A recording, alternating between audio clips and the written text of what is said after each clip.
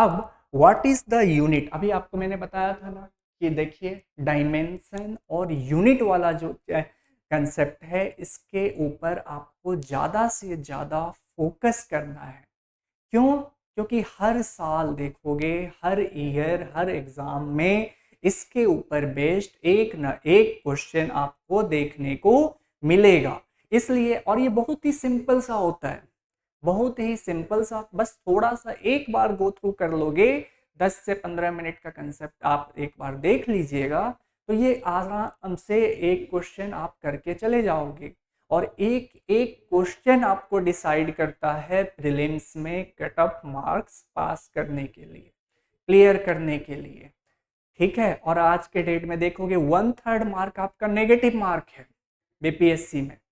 तो 1/3 नेगेटिव है, तो 1/3 नेगेटिव तो समझ रहे हो ना कितना आपका स्कोर को गिरा सकता है। अगर आप आते हुए क्वेश्चन को गलत कर दिए तो क्या होगा। तो इसलिए थोड़ा सा आपको फोकस देके अच्छे से जो आपका इम्पोर्टेंट एरिया है जिससे बार बार हर साल क्वेश्चन आए हैं उस एरिया को आपको रिवाइज करते हुए जाना है, इसको नहीं छोड़ना। ये सब जो एरिया है ना ये सब केक वॉक है आपके लिए। मतलब एक होता है हार्ड वर्क करना और एक होता है स्मार्ट वर्क करना।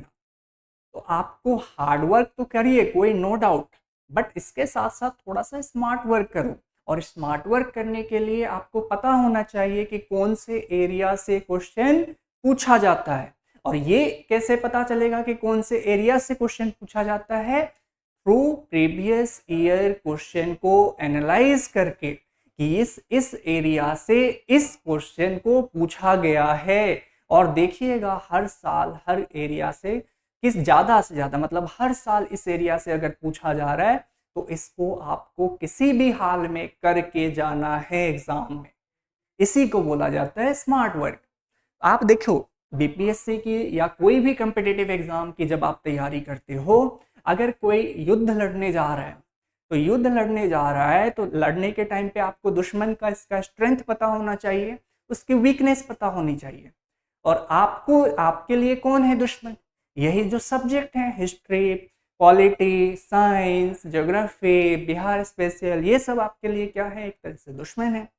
तो इसको आपको पता होना चाहिए कि कौन से एरिया, इसका स्ट्रेंथ क्या है, कहाँ से ज़्यादा पूछा जाता है, कहाँ से कम पूछा जाता है। जहाँ से ज़्यादा पूछा जाता है इसको आप अच्छे से रिवाइज कीजिए, अच्छे से पढ़ के जाइए ताकि आप क्वेश्चन गलत ना कर पाए, और इस एरिया से आए तो आप छोड़ भी ना पाए। और जिससे कम पूछा जा सकता है तो इसको लेस प्रायोरिटी दीजिए। सारा खेल है प्रायोरिटी आप किसको दे रहे हो, उसी को बोला जाता है स्मार्ट वर्क। तो ये थोड़ा सा ध्यान दीजिएगा, आपको एग्जाम क्लियर करने में बहुत हेल्प करेगा। ठीक है, तो अब देखो ये आ गया unit of measure of magnetic field. तो जब यूनिट की बात करते हैं मैग्नेटिक फील्ड का तो ये एक रिलेशन से आता है। देखिए फोर्स होता है आपका current into length of conductor, जहां से करंट जा रहा है, into magnetic field I into L into B. तो यहां से जो मैग्नेटिक फील्ड है बी वो क्या हो जाएगा? Force upon current into length, force upon current into length. Force का ऐसा यूनिट क्या होगा? Newton, Newton. करंट का एम्पियर, करंट का क्या होगा? एम्पियर। लेंथ का मीटर, लेंथ का मीटर। तो क्या हो जाएगा? न्यूटन, न्यूटन पर एम्पियर मीटर। और यही इसी को न्यूटन पर एम्पियर मीटर को टेस्ला बोला जाता है, टेस्ला बोला जाता है। तो देखो अभी हमने ये पढ़ा है, अभी आप देखोगे इसी कोई ना कोई पीवाईक्यू में आपको दिख जाएगा कि टेस्ला जो होता है वो किसके इक्वल है, कि टेस्ला किसके इक्वल है। तो टेस्ला आपका किसके इक्वल हो जाएगा? न्यूटन, न्यूटन पर एम्पियर मीटर। देखिएगा ये क्वेश्चन आया हुआ था और कितना आसानी से सॉल्व हो सकता है। एक देखो दो क्वेश्चन, एक को आप अच्छे से कर लो तो दूसरा इससे रिलेटेड अगर आए तो ये भी आसानी से हो जाएगा। तो हमें ऐसे पढ़ना है कि अगर कोई कंसेप्ट पढ़ रहे हैं तो इससे और क्या क्या क्वेश्चन बन सकता है। अब देखो, आपको पता है कि फोर्स का ऐसा यूनिट होता है न्यूटन, ठीक है। अगर ये आपसे पूछ ले कि न्यूटन किसके बराबर होगा, तो न्यूटन फोर्स होता क्या है, mass into acceleration. Mass into acceleration, mass की यूनिट क्या होगी, केजी। एक्सेलरेशन की यूनिट क्या होगी, मीटर पर सेकेंड स्क्वायर। तो न्यूटन किसके बराबर हो गया, केजी मीटर पर सेकेंड स्क्वायर। ये भी आपका क्या हो जाएगा, न्यूटन के बराबर। तो हमें ऐसे ही पढ़ना है कि देखो यहां से आपसे अगर यहाँ पे मैग्नेटिक फील्ड का पूछा है, क्या पता कल को फोर्स का पूछ ले कि न्यूटन किसके बराबर है। तो यहाँ पे देखिएगा, ये जो ऑप्शन है इसमें से तो हमें पता है कि ये किसके बराबर हो गया, टेस्ला के। टेस्ला के, और टेस्ला किसके इक्वल हो जाएगा, न्यूटन पर एम्पियर मीटर। न्यूटन पर एम्पियर मीटर। अब यहां पे देखोगे ओम्स लॉ। ओ ओम, ओम जो होता है आपका किसका होता है, तो ओम जो होता है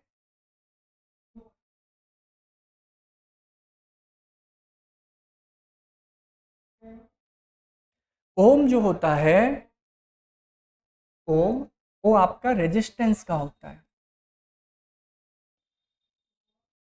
रेजिस्टेंस का होता है। एम्पियर करंट का होता है। कोबल्ट, कोबल्ट एक एलिमेंट है, ये किसी का ऐसा यूनिट नहीं है। तो ये तो होने से रहा, पहले ऑप्शन एलिमिनेट हो जाएगा। तो ये चीज आपको थोड़ा सा फोकस करना है। इसी से रिलेटेड डायमेंशन भी पूछता है, तो थोड़ा सा मैं आपको डायमेंशन के ऊपर भी बता दूं। अगर किसी चीज की डायमेंशन पूछता है तो देखो आपको ये 7 फंडामेंटल क्वांटिटी होती है, उसका सिंबल पता होना चाहिए, जैसे मास, मास, लेंथ, लेंथ, टाइम, करंट, ये temperature, temperature, current, amount of substance, amount of substance, और लुमिनस इंटेंसिटी, लुमिनस इंटेंसिटी। ये 7 जो होते हैं आपके फंडामेंटल फिजिकल क्वांटिटी होते हैं। फिजिकल क्वांटिटी क्या होता है, एक ऐसी क्वांटिटी जिसका हम मेजर कर सकते हैं, जिसको हम नाप सकते हैं, जिसको नापा जा सकता है, वो क्या कहलाएगा, फिजिकल क्वांटिटी कहलाएगा, सिंपल वे में, लेमन लैंग्वेज में। तो मास, मास का एसआई यूनिट जो होता है, मास एक एसआई यूनिट और एक डायमेंशनल सिंबल। देखिए यहाँ पे डायमेंशनल सिंबल, देखो ये आप सबको लग रहा होगा सर ये क्वेश्चन के बीच में ये क्या है। इससे रिलेटेड आपको देखने को मिल सकता है, कल को क्या पता आपके डायमेंशन पूछ ले फोर्स का, कल को आपको क्या पता ये मैग्नेटिक फील्ड का डायमेंशन पूछ ले।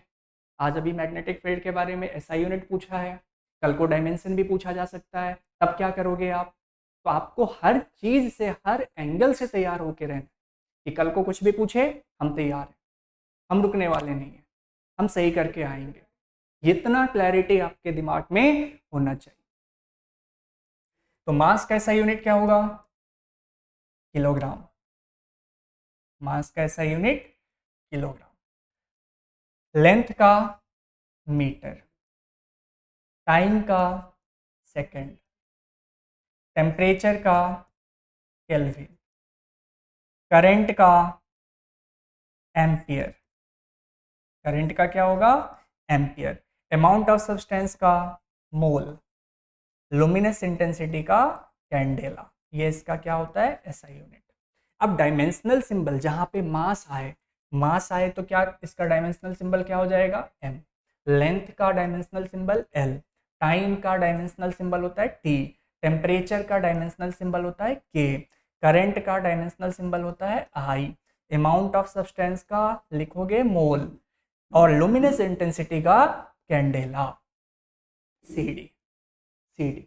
तो देखो कैसे हमें यूज करना। अगर सबसे सिंपल हमसे पूछ रहा है कि वेलोसिटी का डायमेंशन बताइए। तो वेलोसिटी का ऐसा यूनिट आपको पता होना चाहिए, डायमेंशन निकालने के लिए भी हमें ऐसा यूनिट की जरूरत है, तो ऐसा यूनिट तो आपको पता ही होना चाहिए। तो वेलोसिटी क्या हो, का डायमेंशन क्या होगा, वेलोसिटी होता क्या है, तो थोड़ा डिस्प्लेसमेंट अपॉन टाइम। अब डिस्प्लेसमेंट क्या है, लेंथ, डिस्प्लेसमेंट को कैसे मेजर करोगे, लेंथ से, तो डिस्प्लेसमेंट का क्या आएगा, मीटर अपॉन टाइम का सेकेंड। ये इसका ऐसा यूनिट हो गया मीटर पर सेकेंड।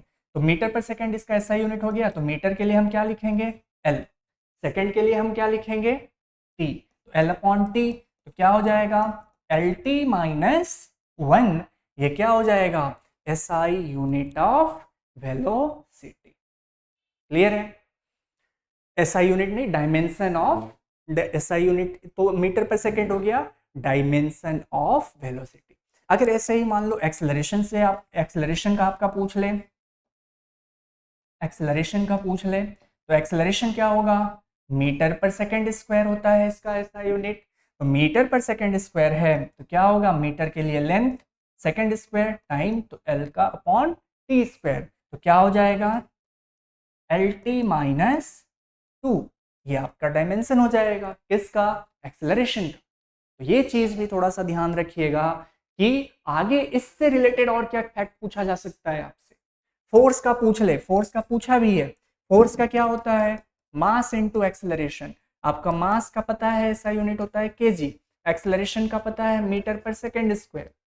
तो क्या हो जाएगा, केजी के लिए क्या है, मास, मास का dimensional symbol M, metre length का dimensional symbol L, second square का टाइम, टाइम का डायमेंशनल सिंबल टी, तो क्या हो जाएगा, M L T minus two, M L T minus two, ये चीज याद रखिएगा।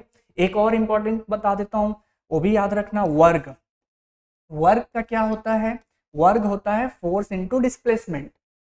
तो फोर्स का क्या हो गया, आपको पता है, फोर्स का होता है M L T minus two, और डिस्प्लेसमेंट है लेंथ, लेंथ का होता है एल। तो यहां से क्या आ जाएगा आपका, M L square T minus two. तो और ये किसके बराबर होता है, M L square T minus two, ये एनर्जी का भी यही होता है डायमेंशन, ये भी एक चीज याद रखिएगा, एनर्जी का भी डायमेंशन यही होता है। इसके ऊपर भी थोड़ा सा आपको ध्यान रखना है। सॉरी, थोड़ा सा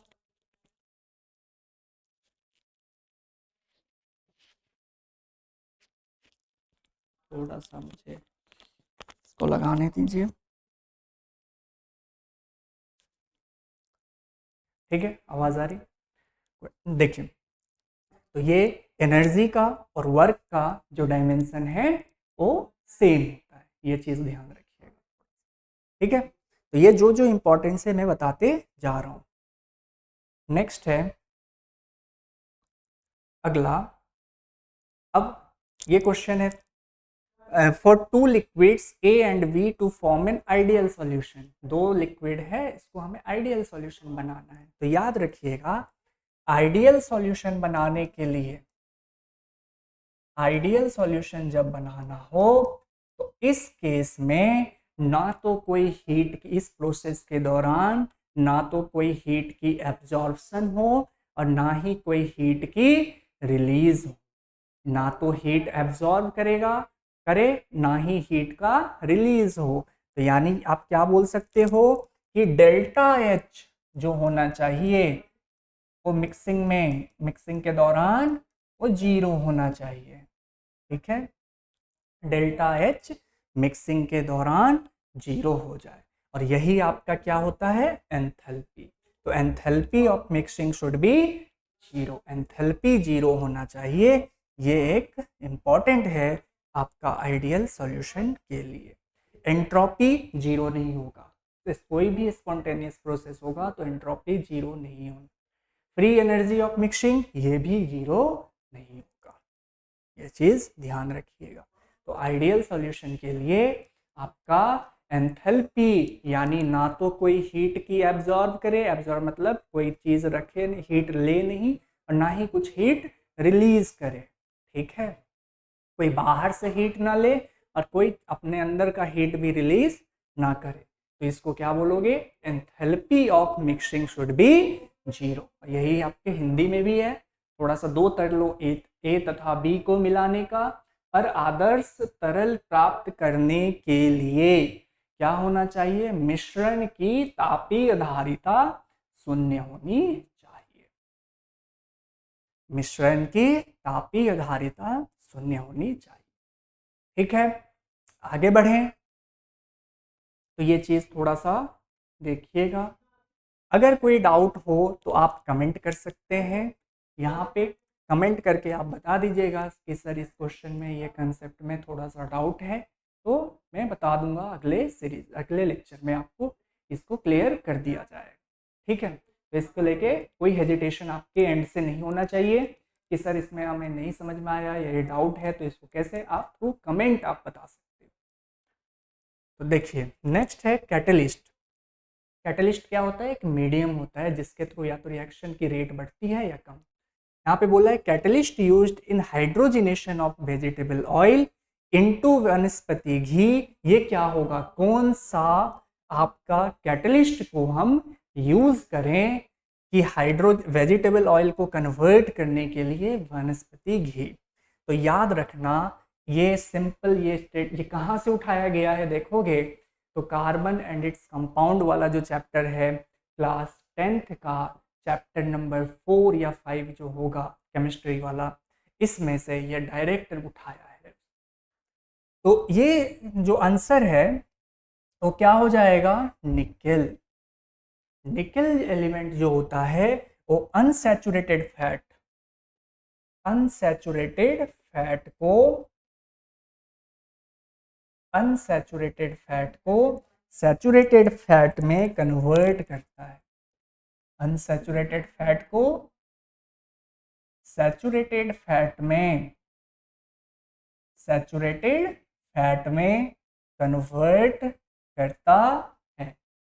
ठीक है, ये चीज ध्यान रखिएगा। अनसैचुरेटेड फैट मतलब एक कोई डबल बॉन्ड होना चाहिए, कोई भी कार्बन कार्बन के बीच में डबल बॉन्ड हो जाए तो आपका क्या होगा, कोई एक भी डबल बॉन्ड दिख जाएगा तो अनसैचुरेटेड फैट। सैचुरेटेड फैट वनस्पति घी टाइप के जो आपके चीज होते हैं। और कैटलिस्ट की जो जरूरत होती है उन निकेल की। कैटलिस्ट एक एजेंट की तरह काम करता है, मीडिएटर की तरह आप बोल सकते हो लेमन लैंग्वेज में, ये एक तरह से मीडिएटर की तरह काम करता है। ठीक है, अगला अब देखिए 69th में जो पूछा गया था ये थोड़ा सा डिजीज के ऊपर था, कंप्यूटर के ऊपर था और ह्यूमन ऑर्गन्स के ऊपर पूछा गया है, ऑप्टिक्स के ऊपर पूछा है, डिवाइसेस के ऊपर पूछा है, सॉल्यूशन के ऊपर पूछा है केमिस्ट्री में, electricity, genetics, gravitation, biochemistry, chemical reaction, nerve system, ये सब, communication technology, space exploration, universe, vaccines, ये सब के ऊपर आपको क्वेश्चंस पूछता है। जो ये सब मतलब एक तरह से करंट की तरफ बेस्ड कर रहा है, जो करंट अफेयर्स। देखो साइंस एंड टेक जब एक होता है जनरल साइंस मतलब जो आप फिजिक्स केमिस्ट्री बायो ये जो बोलते हैं इसको बोलते हैं जनरल साइंस, और एक साइंस एंड टेक जब बोलते हैं तो ये करंट अफेयर्स की तरफ ज़्यादा मूव कर जाते हैं। करंट में जो स्पेस टेक्नोलॉजी हो गया, क्या रिसेंट डेवलपमेंट जो हो रहे हैं साइंस एंड टेक में, इसरो ने क्या कौन से अभी सैटेलाइट लॉन्च किया, अभी आपने सुना होगा शुभांशु शुक्ला का स्पेस मिशन पे जो गया हुआ था, उसके ऊपर आपको पता होना चाहिए। शुभांशु शुक्ला के ऊपर क्वेश्चन पूछ सकता है बीपीएससी, अब बहुत ज़्यादा गारंटी है कि वो पूछा जाएगा कौन से ये सैटेलाइट का यूज़ किया था। तो ये सब चीज़ आपको थोड़ा सा बैकग्राउंड नॉलेज पता होना चाहिए, जो करंट में चल रहा है इसके ऊपर क्वेश्चंस पूछा जा सकता है। क्योंकि शुभांशु शुक्ला जो है अभी रिसेंट न्यूज़ में है, अभी इंडिया लौटा है तो देखोगे सब इससे मिल रहे हैं, प्राइम मिनिस्टर, राष्ट्रपति, सब उनसे मिल रहे हैं। तो ये एक रिसेंट डेवलपमेंट है जिसके ऊपर बीपीएससी क्वेश्चंस पूछने का 90% प्रोबेबिलिटी है कि पूछ ले इसके ऊपर क्वेश्चंस। तो ये चीज़ ध्यान रखिएगा। और एक बीपीएससी की खासियत है कि जो चीज़ ज़्यादा आपका रिसेंट में डेवलपमेंट होता है या न्यूज़ में होता है इसके ऊपर क्वेश्चंस पूछता ही पूछता है, ये भी थोड़ा सा ध्यान रखिएगा। तो शुभांशु शुक्ला के ऊपर थोड़ा सा पढ़ लीजिएगा, ये भी आपको काम आएगा। तो अब थोड़ा सा क्वेश्चंस देख लीजिए, जैसे 5G मोबाइल कम्युनिकेशन के ऊपर पूछा था कि 5G मोबाइल कम्युनिकेशन नेटवर्क किस किस पे यूज़ करेगा। तो ज़्यादातर जब ऐसा रिसेंट डेवलपमेंट वाला एक चीज़ ये याद रखिएगा कि ये हर एक चीज़ में यूज़ किया जाता है। ऑल ऑफ द एबव की तरफ इसका आंसर ज़्यादा होता है। इंटरनेट ऑफ थिंग्स बिल्कुल सही बात है, नेटवर्क स्लाइसिंग, एज कंप्यूटिंग, सब में 5G मोबाइल टेक्नोलॉजी का यूज़ किया जा सकता है। 5G अब तो देखो 6G के ऊपर भी बोलने लगे कि अब 6G के लिए इंडिया ने तैयारी भी कर रहा है कि 6G सबसे पहले हम लेके आएंगे। तो 5G के लिए ये क्या हो जाएगा आपका, all of the above, internet of things, edge computing, network slicing, सारा का सारा आपका 5G टेक्नोलॉजीज के ऊपर बेस्ड है। ठीक है, तो ये चीज़ भी आपको ध्यान रखिए। अब देखो यहाँ पे क्या पूछ लिया, which of the following is are computer languages, कौन कौन से कंप्यूटर लैंग्वेजेस, कोबरा है, पाइथन है, जावा है। तो देखो आप सिंपल सा देखोगे ना, अगर आपको कोबरा स्क्वेरल के बारे में नहीं पता है, मैं आपको ये भी टेक्निक सिखा रहा हूँ कैसे ऑप्शन की तरफ जाना है। अगर एक दो के बारे में भी आपको पता है तो कैसे हम कंक्लूजन की तरफ मूव कर जाएं, आंसर की तरफ। तो आपका मेन जो है देखिएगा कि यहाँ पे जो बोला है कि कौन सा कंप्यूटर लैंग्वेज का हम यूज कर रहे हैं, तो आपको पता पाइथन के बारे में तो सुने हो, पाइथन एक है कंप्यूटर लैंग्वेज। जावा के बारे में आप सुने हो, जावा भी है।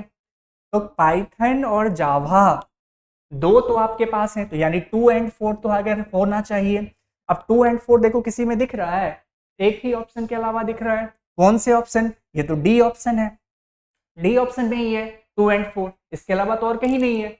जब नहीं है तो आप आंख बंद करके ये क्वेश्चन को, अब देखो आधा नॉलेज भी है ना, हाफ नॉलेज भी अगर आपके पास है तो इसी को बोला जाता है एजुकेटेड गेस लगाइए। एजुकेटेड गेस लगा के एलिमिनेशन टेक्निक का यूज कीजिए और एलिमिनेशन टेक्निक से आप कंक्लूजन के तरफ मूव कीजिए, आंसर आपको मिल जाएगा। यही आपके सामने एक लाइव एग्जांपल है। पाइथन और जावा हर किसी ने सुना है कि ये कंप्यूटर लैंग्वेज है। कोबरा स्क्विरल इसके बारे में नहीं पता है, मैं बोलता हूँ नहीं पता है कोई बात नहीं, आप थोड़ा सा मूव तो करो। 2 एंड 4 किसी में है, किसी में है 2 एंड 4 नहीं है, एक ही ऑप्शन में, तो एक ही ऑप्शन में है तो यही आंसर होगा ना जी। तो जब ये आंसर है तो आंसर क्या हो जाएगा, D. D is the right answer. तो देख रहे हो कैसे थोड़ा सा भी नॉलेज हो तो हम आंसर की तरफ पहुंच जाएंगे। ये आपको बता रहा हूं मैं क्वेश्चन के थ्रू ही। ऐसे बोलूंगा तो आप बोलोगे सर क्वेश्चन दिखाओ, तो ये देखो क्वेश्चन ही दिखा रहे, क्वेश्चन दिखा के ही आपको बता रहे कि कैसे हम लॉजिकल कंक्लूजन की तरफ मूव करें। ठीक है, अगला है कि एक मून है, बोल क्या रहा है, मून है, इस मून के ऊपर 2 डिफरेंट मास, एक M1 और एक M2 फॉल कर रहे हैं, फ्रीली फॉलिंग, छोड़ा गया है उनको ऐसा आराम से। एक मान लो ये सरफेस है, ये आपका सरफेस ऑफ द मून है, दोनों ऑब्जेक्ट को मैं ऐसे छोड़ रहा हूं, तो यहाँ पे जो एक्सेलरेशन होगा वो तो सेम होगा, कांस्टेंट होगा, क्योंकि मून की बात कर रहा है, एक प्लेनेट जैसे अर्थ पे जी कांस्टेंट, वैसे ए यहाँ पे मून पे क्या होगा, कांस्टेंट। तो ए कांस्टेंट हुआ तो डिफरेंट एक्सेलरेशन तो होने से रहा। अब undergo change in their inertia, ये भी नहीं है। सेम यहाँ पे experience forces of same magnitude, same magnitude, देखो फोर्स होता है आपका क्या, मास इनटू एक्सेलरेशन, और मास आपका क्या है, अलग अलग है। मास अलग अलग होने की वजह से क्या ये सेम फोर्स एक्सपीरियंस करेंगे, नहीं करेंगे। और कांस्टेंट वेलोसिटी के साथ ये मूव, मतलब एक्सेलरेशन क्या है, सेम है, तो उनका क्या हो जाएगा, same velocity at any instant, किसी भी इंस्टेंट पे क्या होगा, सेम वेलोसिटी उनका होगा। तो ये आपका क्या हो है, राइट आंसर। ये कंसेप्ट आप ग्रेविटेशन के बोल सकते हो या ऐसे भी बोल सकते हो कि ये एक नॉर्मल सा क्वेश्चन आपसे पूछा गया है। ठीक है, तो इसका आप ध्यान रखिएगा। अगला, ए फोटो इलेक्ट्रिक सेल। अब देखो कितना सिंपल सा है, और इसी के अंदर आपको देखोगे कि आंसर भी छुपा है। आप बोलोगे कि सर ये क्या बोल रहे हो, क्वेश्चन के अंदर आंसर। हाँ जी, सही बोल रहा हूँ, बिल्कुल सही बोल रहा हूँ। Photoelectric cell is a device. ये कैसा डिवाइस है, तो यहां से देखो, फोटो इलेक्ट्रिक, फोटो लाइट, तो ये क्या करेगा, लाइट एनर्जी फिर किस में कन्वर्ट कर रहा है, इलेक्ट्रिक एनर्जी। देखो क्वेश्चन में नहीं है, photo light electric, light energy को इलेक्ट्रिक एनर्जी में कन्वर्ट कर रहा है। तो ये सही नहीं, यही ऑप्शन सही है, यही ऑप्शन सही है। इसमें क्या कर दिया, रिवर्स कर दिया। ये क्या बोल रहा है, लाइट एनर्जी स्टोर कर रहा है। तो आपका मोस्ट प्रोबेबल आंसर एक फोटो इलेक्ट्रिक सेल क्या होता है, जो लाइट एनर्जी को इलेक्ट्रिकल एनर्जी में कन्वर्ट करता है। ठीक, ये चीज ध्यान रखिए। नेक्स्ट, अब यहां पे बोल रहे एसी करंट यानी अल्टरनेटिंग करंट। अब देखो एक चीज याद रखना, एसी करंट है तो आपको डीसी करंट के बारे में भी पता होना चाहिए। तो यानी एसी करंट और डीसी करंट में क्या फर्क है, डीसी करंट होता है डायरेक्ट करंट, और एसी करंट होता है आपका अल्टरनेटिंग करंट। एक अल्टरनेटिंग करंट है और एक डायरेक्ट करंट है। डायरेक्ट करंट मतलब टाइम के साथ भी उसकी एक यूनी डायरेक्शनल है, डायरेक्शन चेंज नहीं करता, इसकी मैग्नीट्यूड सेम है, डायरेक्शन चेंज नहीं कर रहा है, यूनी डायरेक्शनल है। ये क्या होता है, यूनी डायरेक्शनल, एक ही दिशा में चल रहा होता है, फ्लो कर रहा होता है, इसको क्या बोलते हैं, डायरेक्ट। इसका जब ग्राफ बनाते हैं करंट वर्सेस टाइम का, तो डीसी में कुछ ऐसा मिलता है, एक ही डायरेक्शन में कांस्टेंट के साथ चल रहा है। इसमें क्या है, इसमें अल्टरनेटिंग करंट में क्या होता है, अल्टरनेटिंग करंट होता है आपका by directional, alternating current by directional आपका होता है। तो बाई डायरेक्शनल है, आई वर्सेस टी का, करंट वर्सेस टाइम का जो ग्राफ होगा कुछ ऐसा, डायरेक्शन चेंज करता है, यानी ऐसे मूव कर रहा है, देखो इधर जाए इधर इधर, फ्लक्चुएट करते हुए जा रहा है बाई बाई डायरेक्शन। ठीक है, तो ये चीज ध्यान रखना। अब यहाँ पे क्वेश्चन क्या पूछा है, एसी करंट को कैसे प्रोड्यूस किया जा सकता है। तो एसी करंट को प्रोड्यूस करने के लिए डायनामो का यूज करते हैं, डायनामो। ठीक है, डायनामो क्या होता है, एक एसी जनरेटर भी बोल सकते हो इसको, एक डिवाइस है जो मैकेनिकल एनर्जी को, which convert mechanical energy, mechanical energy को इलेक्ट्रिकल एनर्जी में कन्वर्ट कर, मैकेनिकल एनर्जी को इलेक्ट्रिकल एनर्जी में कन्वर्ट करता है आपका डायनामो।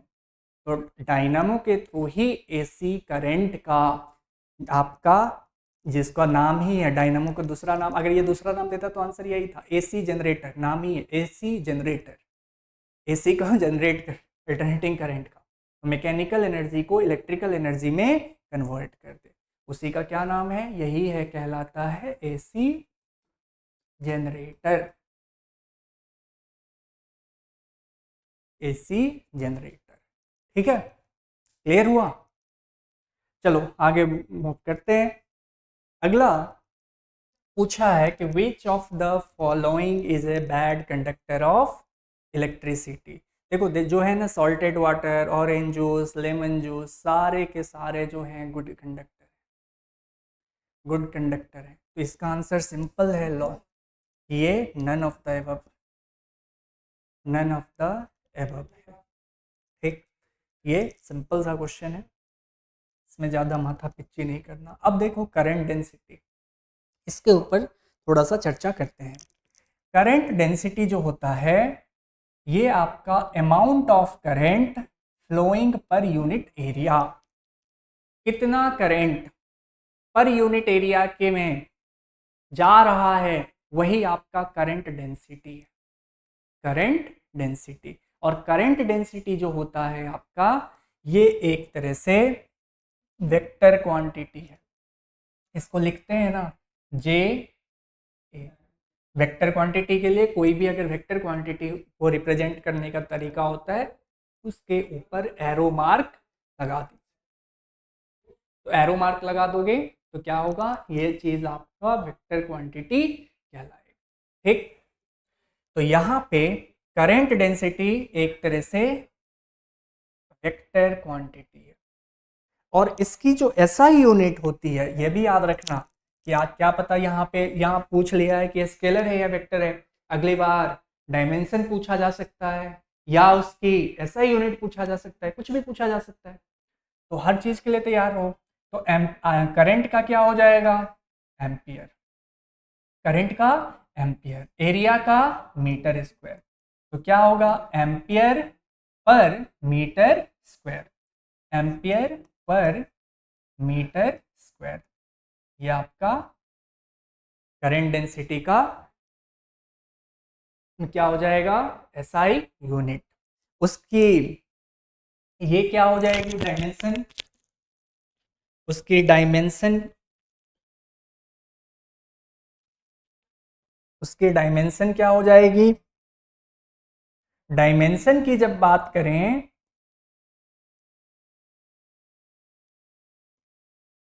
तो एम्पियर, एम्पियर के लिए क्या है करंट, करंट का आई होता है सिंबल, और इसका मीटर स्क्वायर, तो लेंथ आई एल की पावर -2।